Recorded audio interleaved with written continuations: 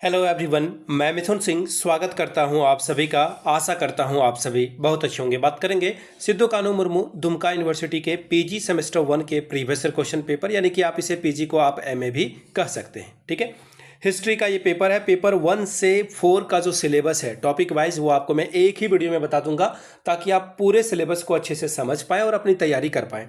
आगे बढ़ें उससे पहले मैं आपको एक ज़रूरी जानकारी देना चाहता हूं। आप चाहे तो इस 40 या 50 सेकेंड जो भी मैं अभी आपको बातें बताऊंगा वो स्किप कर सकते हैं, क्योंकि ये आपको पीवाईक्यू के रिगार्डिंग और जो सजेशन है, जो इंपॉर्टेंट क्वेश्चन एग्जाम में आ सकता है उसके बारे में बात करूंगा। तो चलिए शुरू करते हैं। देखिए, अगर आपको पिछले 5 साल का प्रीवियस ईयर क्वेश्चन पेपर चाहिए तो ये आपको 69 रुपीज़ में अवेलेबल करा दिया जाएगा। दूसरी बात, आपको जो है सजेशन प्रोवाइड कर दिया जाएगा 199 रुपये में, यानी कि मात्र 199 रुपये में आपको जो है जो इंपॉर्टेंट क्वेश्चन है जो एग्जाम में आ सकते हैं वो आपको प्रोवाइड कर दिया जाएगा। इसमें पीवाईक्यू आपका फ्री ऑफ कॉस्ट आ जाएगा। ठीक है, यहाँ से मेरी ईमेल आईडी आप देख लें, yourmithunsingh@gmail.com पे आप मुझे मेल कर सकते हैं। इंस्टा पे अगर आप हो डू फॉलो मी @imithunsingh। बाकी आप मुझे व्हाट्सअप कर सकते हैं 7979054474 पे। चलिए, ये बात समझ में आ गई। अब चलिए सीधे काम की बात पे लौटते हैं। और ये रहा आपका सिलेबस। देखिए, बहुत सारे बच्चे का जो है इंग्लिश मीडियम में सिलेबस पढ़ना चाहते हैं तो वो तो ऑफिशियल वेबसाइट पे जाएंगे तो आपको वो पीडीएफ जो है मिल जाएगी। ये पीडीएफ है, यहाँ पे आप देख पाओगे syllabus for PG history under CBCS। ठीक है, सेमेस्टर 1 में आपको देखिए 4 पेपर पढ़ने हैं। ये 4 पेपर के अभी इसके बारे में बात नहीं करेंगे, इसके बारे में कभी और बात की जाएगी। ठीक है, जब सेमेस्टर 2 का सिलेबस में बनाऊंगा। तो देखिए, यहाँ पे आपको पहला पेपर है फाउंडेशन कोर्स, जिसको हिस्टोग्राफी कहते हैं। दूसरा पेपर आपका जो है an introduction to tribal history, यानी कि ट्राइबल हिस्ट्री के बारे में जानना है। फिर है history of a contemporary India, यानी कि भारत के आज़ादी से लेकर के 2000 की जो कहानियां हैं उसके बारे में। और फिर है एंशिएंट वर्ल्ड के बारे में आप जो है पढ़ोगे। ठीक है, ये इंग्लिश में आपको जो है सिलेबस दिख जाएगा कि क्या क्या पढ़ना है आपको। यहाँ से देख लीजिए, यहाँ पे इन्होंने 6 पॉइंट में सिलेबस को बता रखा है। यहाँ से आप देख लीजिए meaning and scope of A history. ठीक है, लेकिन मैं आपको हिंदी में पढ़कर जो है सिलेबस दिखा देता हूँ। मैंने थोड़ा सा जो है इस्तेमाल किया है इंटेलिजेंस का और हिंदी में इसका अनुवाद कर लिया है, ट्रांसलेशन कर लिया है। इसमें मेरी बहुत बड़ी हाथ नहीं है, ये एआई का कमाल है, तो थोड़ा सा इस्तेमाल मैंने किया है एआई का। चलिए, यहाँ से आप देख लीजिए, ये रहा आपके सामने सिलेबस। थोड़ा इसे इसके फॉन्ट को किया जाए छोटा। यहाँ से देखिए, पेपर 1 जो है आपका वो फाउंडेशन कोर्स हिस्ट्री लेखन है। दूसरा पेपर है आपका जनजातीय इतिहास का एक परिचय। तीसरा पेपर आपका होगा समकालीन भारत का इतिहास। और चौथा पेपर होगा आपका प्राचीन विश्व। ठीक है, चलिए आगे बढ़ेंगे। और पेपर जो है सेमेस्टर 1 का पहला पेपर ये आपके सामने रहा। फाउंडेशन कोर्स में देखिए, इतिहास का क्या अर्थ है, इसका क्या दायरा है, ये आपको पढ़ना है। फिर है काल विभाजन, अर्थ और औचित्य के बारे में समझाना है।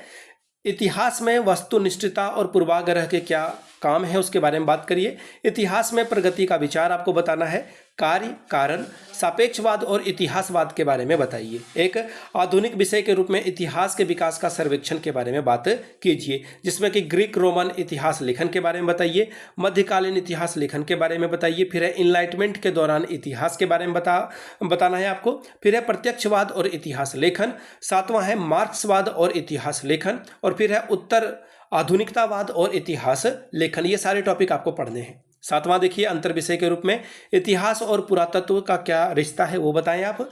इतिहास और मानव विज्ञान, इतिहास और भूगोल, इतिहास और राजनीति विज्ञान, इतिहास और साहित्य के बारे में आपको कोरिलेशन इंटरडिसिप्लिनरी सब्जेक्ट के तौर पर पढ़ना है। इसके बारे में देखिए, ये यहाँ से बहुत इंपॉर्टेंट होता है। 8वां पॉइंट, कलहन के बारे में पढ़िए, अलब्रूनी के बारे में पढ़िए। इनके बारे में आप जो है यूट्यूब पे पढ़ सकते हैं।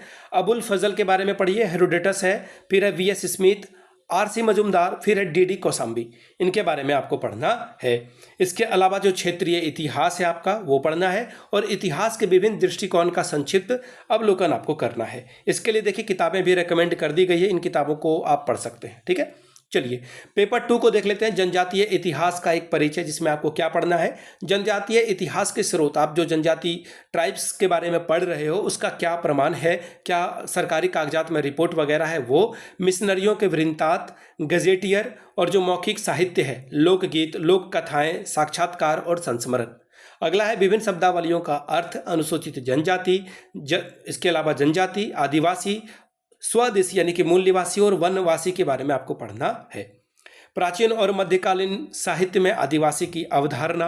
अगला है मौखिक साहित्य के आधार पर इतिहास का आदिवासियों का प्रारंभिक इतिहास के बारे में पढ़ना है। आदिवासियों के प्रति औपनिवेशिक नीति, अंग्रेजों की क्या नीति रही, पुर्तगालीज की क्या नीति रही, वो आपको बताना है।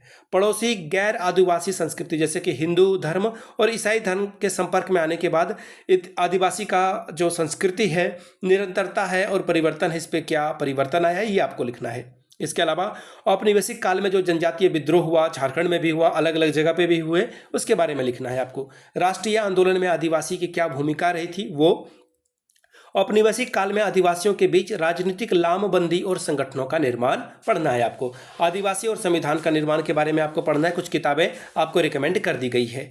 बात करेंगे पेपर 3 की, समकालीन भारत का इतिहास 1947 से लेकर 2000 तक। संविधान का निर्माण कैसे हुआ, एक राष्ट्र के रूप में भारत का सुदृढ़ीकरण, रियासतों का एकीकरण यानी कि इंटीग्रेशन, हैदराबाद, जूनागढ़ और कश्मीर के बारे में पढ़ना है। भाषाई संगठन के बारे में पढ़ना है। इसके अलावा पंचवर्षीय योजनाएं जो विकास के क्रम में चली, उसके बारे में पढ़ना है आपको। भूमि सुधार और भूदान आंदोलन, भूदान आंदोलन के बारे में विनोबा भावे ने बहुत कंट्रीब्यूशन दिया था, उनके बारे में पढ़ना है। इंदिरा गांधी के वर्ष, इंदिरा गांधी ने क्या क्या काम किया, ऑपरेशन ब्लू स्टार, आपातकाल, जेपी आंदोलन, इसके बारे में आपको पढ़ना है। इसके अलावा जो पॉइंट है, 1960 के दशक में हरित क्रांति और तकनीकी सुधार हुआ है।